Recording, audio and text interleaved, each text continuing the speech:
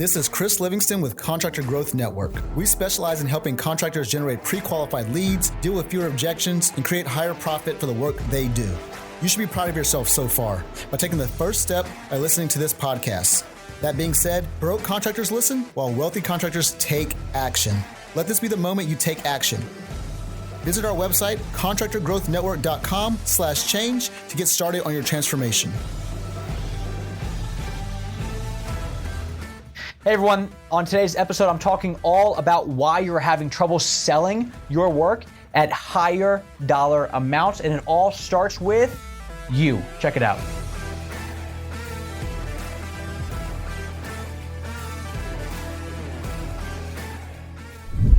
Hey everyone, this is Logan Shinholster with Contractor Growth Network, and today I'm going to be talking about one thing that you need to absolutely be getting your head around in order to sell more jobs at higher profit margins. So the reason that I'm doing this podcast in this sense is that this is an issue that I'm seeing a lot in the contracting space. I mean, in fact, it's in all spaces, but I'm seeing it a lot in the contractor space, and it's actually sabotaging your ability to sell work at higher margins. Right, so there's different ways to sell work at different profit levels and this and that. But one of the biggest things that happens is you as a contractor, currently, if you're listening to this, there's a very high percentage of you guys that are not able to actually afford your own services. And this is where this becomes a problem. So if you sell a product or a service that's maybe $50,000, okay? You're trying to sell this to somebody. And for most of you that listen to this podcast, these are not emergency services, right? These are more nice to haves. This is you're selling a remodeling project or an outdoor living space or, painting the inside of someone's home. These are things that nobody's going to die if they don't hire you. So for them, $50,000 for a project, it's typically going to be more of just disposable income for them. All right. This is people that if they're going to drop 50 grand on a kitchen, they probably have, $500,000 minimum in their savings account to make this happen. All right. Now you as a contractor, most of you guys don't have $500,000 in your savings account. Some do, but most don't. So essentially what you're trying to do is you're trying to convince somebody to spend $50,000 on something when in reality, you could not actually do it yourself. And that is where subconsciously you start to self-sabotage because you cannot or would not pay for your own services. You're subconsciously projecting that onto somebody else. All right. And I've heard this a few times where we'll talk to people and with our services right now, like the site pricing, it's $10,800. All right. And I hear people say, well, that's a lot of money. And then I think about this and I'm like, yeah, but your services cost up to $250,000. So 11 grand versus 250 grand, very different numbers. All right, but if you're coming at this as well, it's $11,000, that's a lot of money. What do you think you're doing when you're talking to a prospect where the money's not 11, it's 250,000?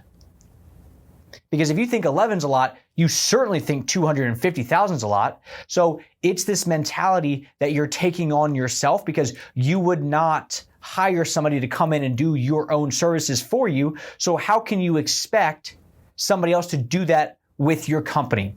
And if I put this another way, if you are not willing to invest into your own company, why should somebody else? Why should you have a prospect be willing to spend all this money with you in your business if you won't even do it yourself? Okay? That's what this comes down to. So if you're in this situation where you're not you either can't afford your own services or you wouldn't actually, to you, spending 50 grand on a kitchen, it's not worth it. It is so much harder to sell. It really is. Whether you recognize it or not, it really is so much harder to sell. That's why typically people who have a scarcity mindset attract people who also have a scarcity mindset. Abundance mindset people attract people that are abundance mindset. It's no different. DIYers attract DIYers. It's this thing called the law of attraction. All right, typically if for most, not all, but for like 80% of the clients that we work with, when we ask, hey, who's your ideal demographic? The contractors who are in their early 30s that we work with typically attract people who are in their their mid 30s to 40s. While the people who are older, in their late 50s, as the contractor, typically attract people who are now just retiring. Right? We typically buy from people that we feel aligned with. And if you're a scarcity mindset person, you're most likely attracting scarcity mindset people. So the easiest solution to this, make enough money that you're able to afford your own services. So when you go in there and sell, you know what that person's going through. Because it's very hard to sell something to somebody if you don't actually know what they're going through yourself.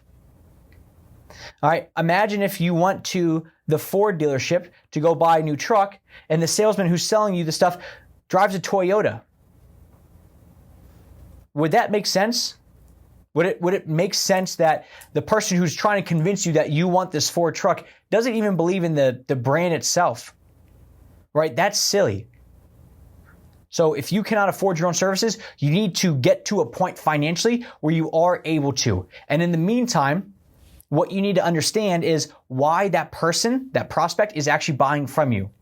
All right. The emotion that they're going to go through, you need to feel that in your body so you're able to, when you explain it to them, you know what the actual outcome is. You know the true why they're doing what they're doing. Because if you're still trying to sell a kitchen, when somebody's asking you for kitchen remodeling, you're in trouble. If you can sell the emotion and talk about the why behind it, the memories that they're going to create, talk about the family time that they're going to have, then you'll be able to sell it and you'll be able to start to make the money to climb up to that point where you're able to actually pay for your own services. So that's what I want you to really think about here. If you are not currently able to buy your own services, it is much harder to sell your own services. So you need to find a way to get there.